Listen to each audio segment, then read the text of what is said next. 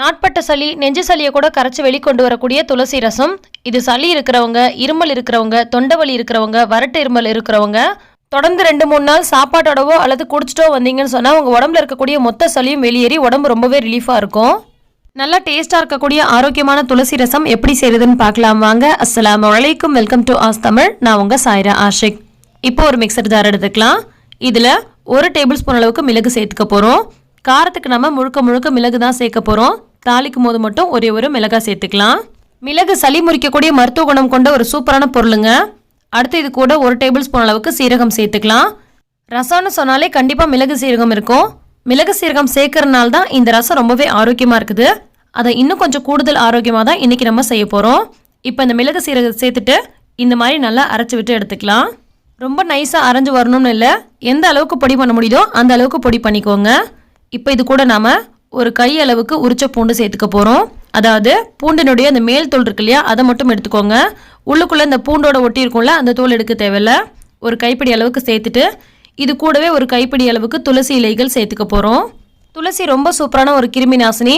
அது மட்டும் இல்லாமல் சளியை முறித்து வெளிக்கொண்டு வரக்கூடியது. அது மட்டும் இல்லாமல் நம்ம உடம்புல இருக்கக்கூடிய நோய் எதிர்ப்பு சக்தியை கூட்டக்கூடியது. நம்ம உடம்புல எந்த நோயும் அண்டாமல் பாதுகாக்கும், அதே நேரத்தில் நோயை எதிர்த்து போராடும். இப்போ இதையும் சேர்த்துட்டு இந்த மாதிரி கொரகொரப்பாக அரைச்சி விட்டு எடுத்துக்கலாம். பூண்டும் துளசியும் சேர்த்ததுக்கப்புறம் ரொம்ப நைஸாக மையக்கூடாது. இந்த மாதிரி கொரகொரப்பாக அரைச்சி எடுத்துக்கோங்க. ரொம்ப நைஸாக அரைச்சிங்கன்னா ரசத்தோட டேஸ்ட்டு கொஞ்சம் மாறுபடும். இந்த மாதிரி இருக்கும்போது ரொம்பவே சுவையாக இருக்கும். பெரும்பாலும் துளசி எல்லார் வீடுகள்லையும் இருக்கும். ஆனால் இதை உணவாக யாரும் எடுத்துக்க மாட்டாங்க. இதை உணவாக எடுத்துக்கும் போது உங்களுக்கு பன்மடங்கு ஆரோக்கியத்தை தரும். இப்போ இதை நம்ம தாளிக்க ஆரம்பிச்சிடலாம். ஒரு கடாய் அடுப்பில் வச்சுட்டு 2 டேபிள் ஸ்பூன் அளவுக்கு எண்ணெய் சேர்த்து எண்ணெய் சூடானதும் இது கூட 1/4 டேபிள் ஸ்பூன் அளவுக்கு கடுகு சேர்த்து பொரிய விட்டுறலாம். கூடவே ஒரே ஒரு காஞ்ச மிளகாய் நல்லா பொடியாக கிள்ளி போட்டுக்கலாம். அடுத்தது இது கூட ஒரு 1/4 டீஸ்பூன் அளவுக்கு பெருங்காய பொடி சேர்த்துருக்கேன். கூடவே ஒரு 1/4 டீஸ்பூன் அளவுக்கு மஞ்சள் பொடியும் சேர்த்துக்கலாம்.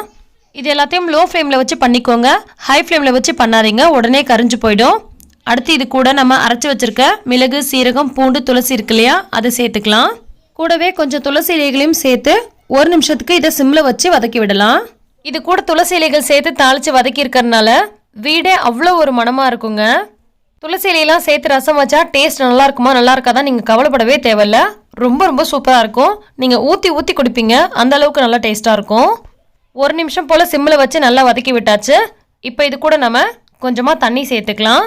சிலர் நல்லா தண்ணியாக ரசம் வைப்பாங்க, சிலர் கொஞ்சம் தண்ணி கம்மியாக வைப்பாங்க. நீங்கள் எப்படி நார்மலாக வைப்பீங்களோ அதே மாதிரியே வச்சுக்கோங்க. இப்போ நான் கொஞ்சமாக தண்ணி சேர்த்துட்டு அடுத்தது கரைச்சி வச்சுருக்க புளி கொஞ்சம் சேர்த்துக்கிறேன். ஒரு சின்ன எலுமிச்சப்பழம் அளவுக்கு புளி ஊற போட்டு கரைச்சி வச்சுருந்தேன், அதை சேர்த்துக்கிறேன். இப்போ இது கூட தேவையான அளவுக்கு உப்பு சேர்த்துட்டு ஒரு முறை நல்லா கலந்து விட்டுக்கலாம். இதுக்கப்புறம் உங்களுக்கு தண்ணி தேவைப்பட்டால் இன்னும் கொஞ்சம் கூட நீங்கள் சேர்த்துக்கலாம். இது எப்போதும் வைக்கக்கூடிய ரசம் மாதிரி உங்களுக்கு தெரியலாம்.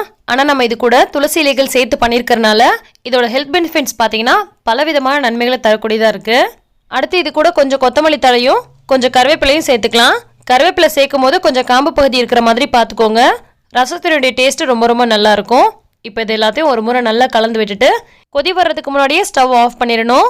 ரசம் கொதிச்சதுனாலே டேஸ்ட் நல்லா இருக்காது. ஸோ கொதி வர்றதுக்கு முன்னாடியே ஆஃப் பண்ணிடணும். பாருங்கள், இந்த மாதிரி லைட்டாக நுரைச்சி வர ஆரம்பிக்குது. இது மாதிரி வரும்போது நம்ம ஸ்டவ் ஆஃப் பண்ணிவிட்டு இதில் கொஞ்சமாக கருப்பட்டி அல்லது வெல்லம் சேர்த்துக்கலாம். எப்போதுமே ரசம் வைக்கும் போது கூடவே நில்லுங்க, கொதிச்சிடவே கூடாது. கொதிக்கிறதுக்கு முன்னாடியே இந்த மாதிரி ஸ்டவ் ஆஃப் பண்ணிவிட்டு ஒரு முறை நல்லா கலந்து விட்டுட்டு மூடி போட்டு உடனே மூடிடுங்க. எப்போ சாப்பிட போகிறீங்களோ அப்போ ஓப்பன் பண்ணி நம்ம சர்வ் பண்ண ஆரம்பிக்கலாம். அப்போ தான் ரசம் நல்ல வாசனையாக நல்லா சூப்பராக இருக்கும். நார்மலாக ரசம் வைக்கிறத விட இந்த மாதிரி கூடுதல் ஆரோக்கியம் தரக்கூடிய பொருட்களை சேர்த்து ரசம் வச்சுக்கோங்க. உடம்புக்கு ரொம்ப நல்லது. இது சளி இல்லாதவங்க கூட சாப்பிடலாம். உள்ளுக்குள்ளே சளி இருந்துச்சுன்னா கரைச்சி வெளியில் கொண்டு வந்துடும். இம்யூன் சிஸ்டத்தை பூஸ்ட் பண்ணும், அதாவது நோய் எதிர்ப்பு சக்தியை அதிகப்படுத்தும். இந்த ஹெல்த்தியான ரெசிபி உங்களுக்கு பிடிச்சிருக்கும்னு நினைக்கிறேன். பிடிச்சிருந்தா லைக் பண்ணுங்கள், மற்றவங்களுக்கும் ஷேர் பண்ணுங்கள். நன்றி.